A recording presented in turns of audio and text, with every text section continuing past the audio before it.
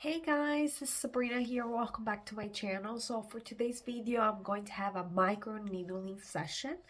And I haven't done microneedling in such a long time, but because I'm going on vacation soon, I just wanted to start on with that routine. Again, microneedling has always been beneficial to my skin. I've done it professionally, and also I've done it myself. I've seen much improvement even from my at-home sessions, even though they're actually not recommended by dermatologists. And of course, I always advise you to consult with your dermatologist, but no doctor would actually recommend that. No offense, no doctor, because it's we're talking about needles, so of course, um, it's a liability to tell someone they can do it on their own at home, right? So and also there's a financial aspect as well. Anyway, so I have a micro needling pen. That's my favorite thing to use. I don't use the roller thingy just because of the way it's shaped. I feel like it's not as efficient, even though it could be used daily. I prefer to use the pen maybe once a month or once every 2 weeks, depending how strong I go. Now my skin is pretty tough. I think I bled the first time I used it, but I don't usually bleed at all. So my skin is pretty strong. So we're gonna do this today. I just wanted to let you know that I don't use a numbing cream anymore because I'm so used to the pain. But what I would recommend as a numbing cream is the Numb Master. I bought it on Amazon. I think this is really good. It does the job and it didn't break me out, which is a plus. I was very concerned about using this, but again, it's not as painful as I thought. And the way I do it, it's not as painful in my opinion. Some people go very rough. You don't have to do that in order to achieve the result that you want. So microneedling really just creates micro injuries onto your skin, and I've waited so long to do it because my skin always battle with acne, and it's not something that I can do very often, even though my acne is at bay right now, but I'm always so afraid to irritate it. So in reality, microneedling is actually appropriate for me when my skin is at its best, like right now, like it's kind of clear and there's nothing bumpiness into it. So when the needles go, there's no kind of bumping, too many bumps it's gonna hit. There's nothing, I don't think there's anything good that can come out of it when you actually have acne spots or acne marks and inflammation, these needles going like this. Like, I don't see how they could recommend a procedure like this done on someone with active acne. Like, it's a no-no for me. So right now, I wait until your skin is clear, it's calm, because like I said, you're going to create micro injuries. And I will say the first session, kind of be cautious and do little by little, increase speed and also depth to each session if you want. If you have sensitive skin, that's kind of my recommendation and my experience. I go quite strong, but like I said, I don't bleed. I think I bled the first time, a little bit on my cheeks, and I don't do my entire face. Like, I don't do from here to here to here. Like, I do a little bit on the center on my forehead, and I do this section over here, and I do a little bit over here. I don't go here. This skin over here, I absolutely have no scars. Absolutely, it's poreless, this section over here. It's right here the problem, right here the problem. The forehead is pretty much fine. And then here, I don't have scars, but because I do a lot of skin picking in this area, I start having redness, so that could help with the redness. So, okay, let's get into it. I get rid of my hair. It's gonna be out of the way because you can't do. And by the way, guys, I actually washed my face right now, so I already washed my face, so just so you know. So I look like a crazy person every time in all my videos. It's kind of embarrassing. Anyway, so just so you know, before any microneedling session, my face has to be bare. I just washed my face, and also 2 days ago, I completely shaved it. I shaved most of my facial hair my eyebrows are all done. Like, I try to have all the facial hair at bay so that the needle can do its work and have nothing that comes into its way. And also, if you're noticing, my body is actually darker than my face, and the reason is I'm actually testing a skin tanning solution, and also I'm going to be doing that on my face, but that's why I wanted to do microneedling first, so after I heal I could use the self-tanning solution for your face as well, just to test it out. Like, I'm testing like self-tanning solutions and lotions because I would like to use them for my, before I go to Italy, you know, and I have a little bit of color on me. So I'm usually very pale when I go back to Italy every time I go.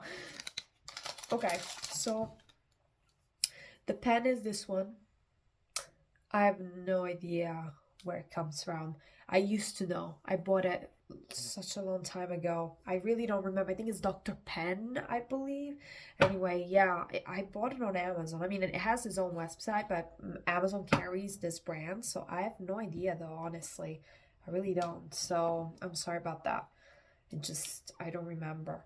But I think it's called Dr. Pen, and I really, really enjoy it. Like, it works. It's fantastic.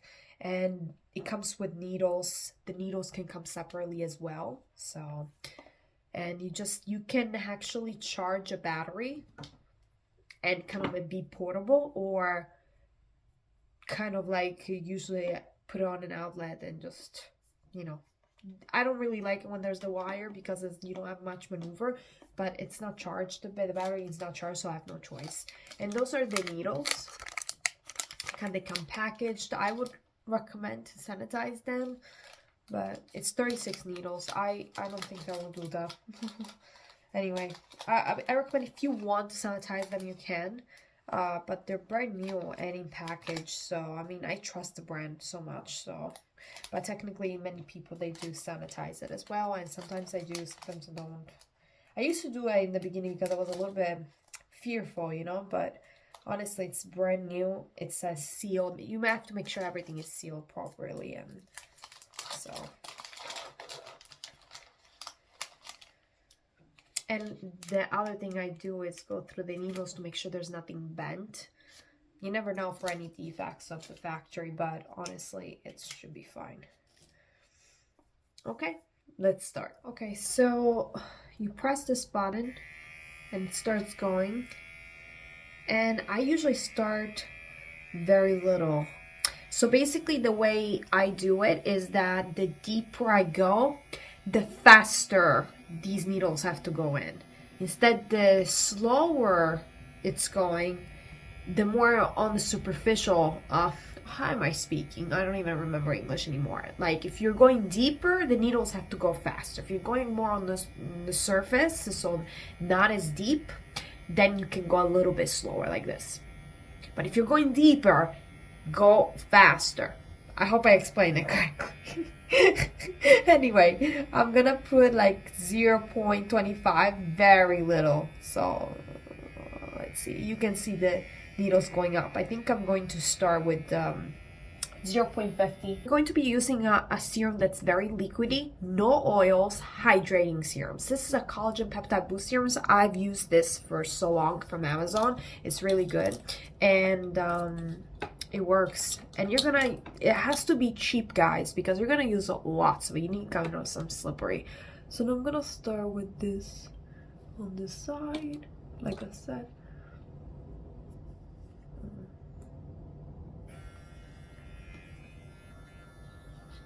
Okay, I barely feel the needles, by the way, like this. I'm trying not to go in this area. So in this area.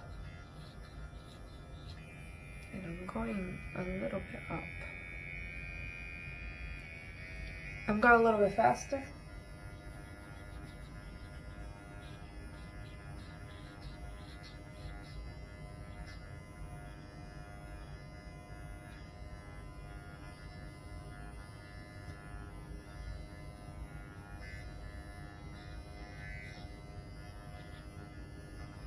Start going higher, which is 2.25, and I'm going to do one more time.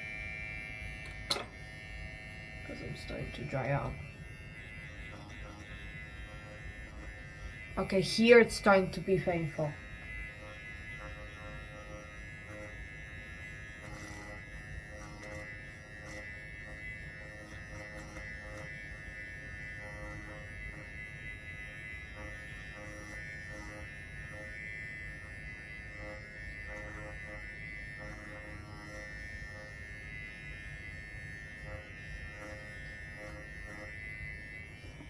By the way, do not use any retinoids after this procedure.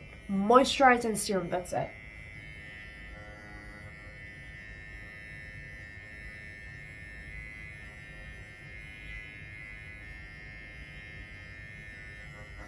You don't have to go fast. Slow, a little bit, and don't press. Some estheticians that I went to, they press, and it's like, you don't have to do that. A little bit. The needles are going to the skin, so slowly.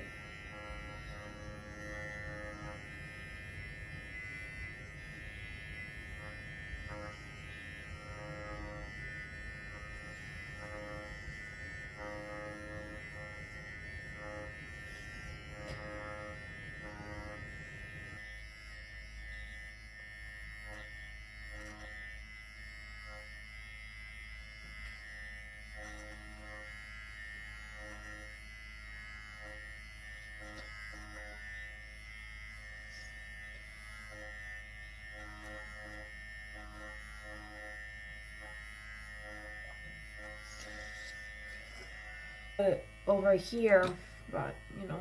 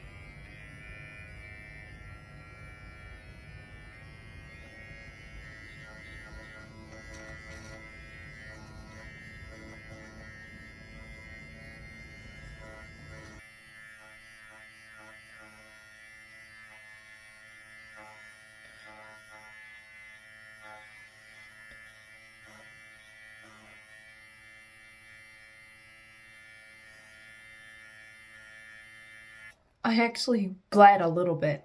A little bit.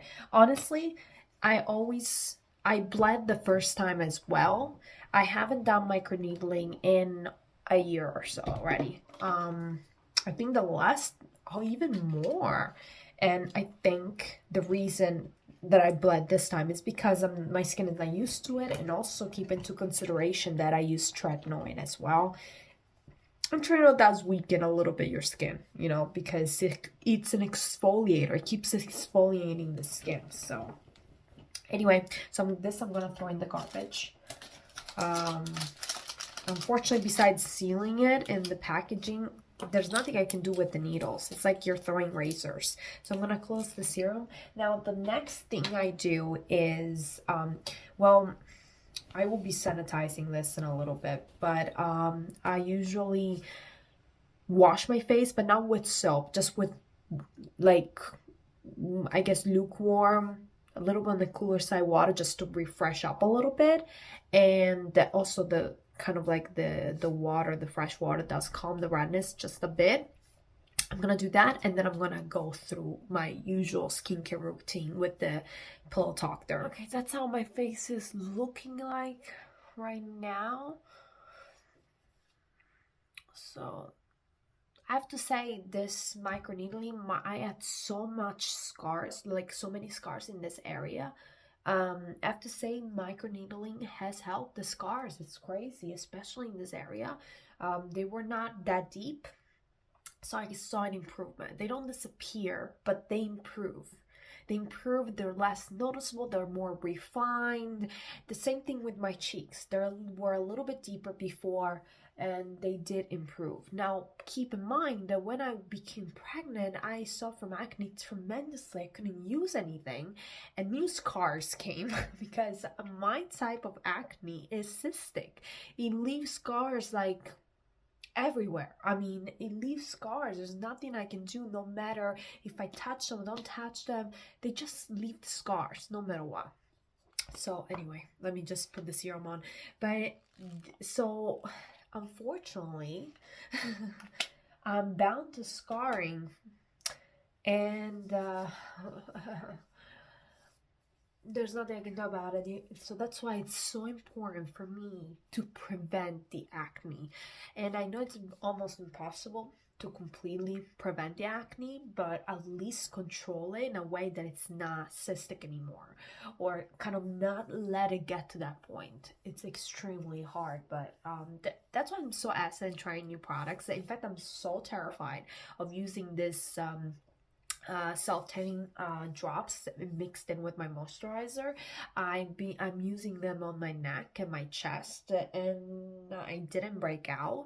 And the reason why I used it on my chest and the neck is because I'm testing them, because usually my neck and my chest are the extension of my face. So whatever reacts on my face reacts on my chest, and vice versa, obviously. So it's a predictor how my face is going to react. Usually that's how it is. I'm going to use the moisturizer as well, and I'm going to be very simple because I just went through a procedure, so I can't put my tretinoin, and I cannot put any exfoliators, anything like that, because I did my exfoliation already. So that's it. And by the way, when I washed, when I wet my hair, when I wet my face, I changed my towel. So I didn't use the same towel that I used when I washed my face. I changed it. I like to have a fresh towel after microneedling to make sure that I don't get the bacteria from the previous wash. I'm that OCD. Anyway.